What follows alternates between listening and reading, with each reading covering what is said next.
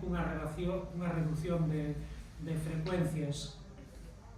que leva que neste momento, se non me engano, sexan 2 servizos diarios en cada sentido, nunhas condicións ademais bastante precarias, que implica que chegar a Coruña, dicíame que alrededor de 6 horas para chegar a Coruña,